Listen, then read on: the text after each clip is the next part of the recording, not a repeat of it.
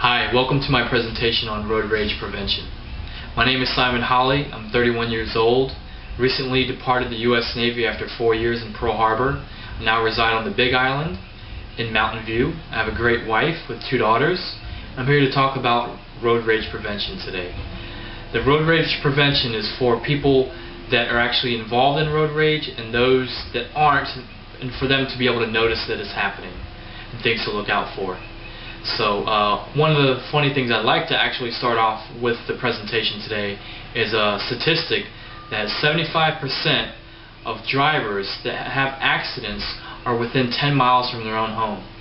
So if you actually moved 15 miles from your home, you'd actually be okay. That's actually not how it works, but it would be nice if that were the case. But today let's start off with low levels of road rage. I would like to first start off by mentioning that during these stages, it's the stage that most people aren't going to recognize for themselves. These stages include mentally condemning another driver. When you're driving along and you see another person that might have cut you off, and you're inside your head, you're actually condemning that person. That's the initial stage of a low level of road rage. Another thing that goes along with that is giving a person stink eye, per se, or a nasty look when they might have cut you off. And actually along with that, there's preventing another driver from passing because you're mad. When you actually go in front of a car and slow down and prevent a person from passing you, going lane to lane due to just them might have doing something to make you mad, that's not acceptable. And that is a low level of road rage. So if you have any of those symptoms, step back, reanalyze yourself, and try to understand that you might have a problem that could progress. So if that progression goes to a medium level of road rages include honking or yelling at someone through the window to indicate displeasure with them. If you're going along and you don't turn on your turn signal, and next thing you know you hear a person honking at you or yelling through the window and they're not happy with you, just due to something simple, that person has got an escalated stage of road rage.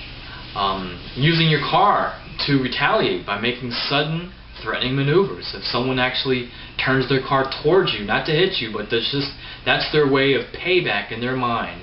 That is a very increasing form of road rage that essentially can lead up to someone getting out of the car and engaging in a verbal dispute.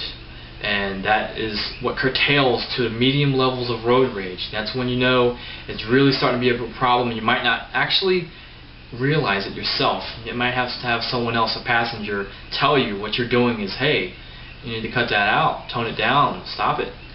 So from there it goes to the extreme, and with an extreme sense of road rage, there was an incident actually on Oahu last year with a man that was with his family, visiting a Baskin-Robbins for the weekend.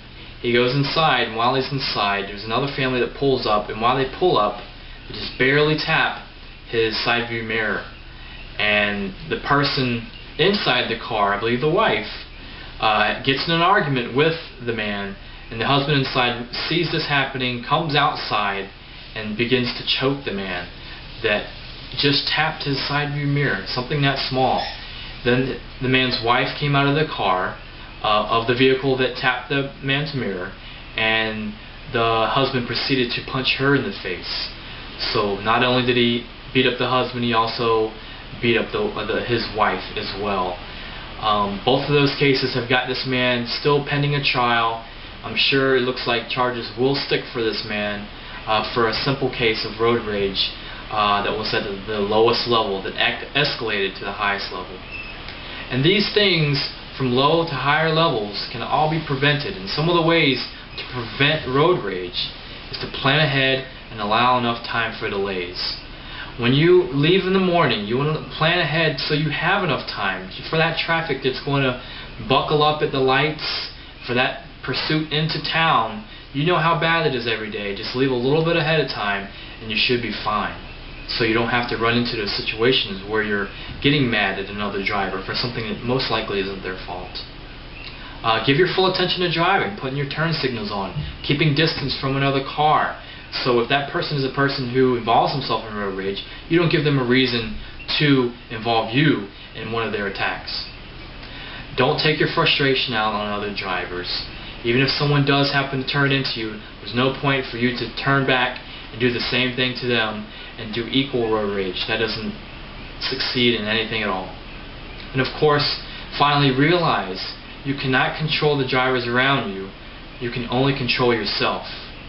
You yourself control your driving, and if you drive the way you know you should, that should effectively take care of yourself and keep you safe from other drivers.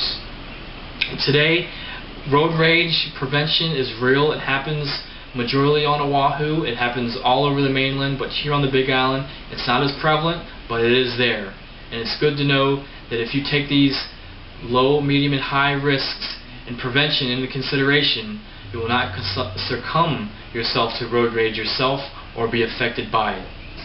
So I'd like for you to take that home with you, and if there's any other questions you need to ask, you feel free to give me a contact, and I'll be more than happy to answer those questions. I hope you have a good day. I appreciate you attending this session, and mahalo. Thank you.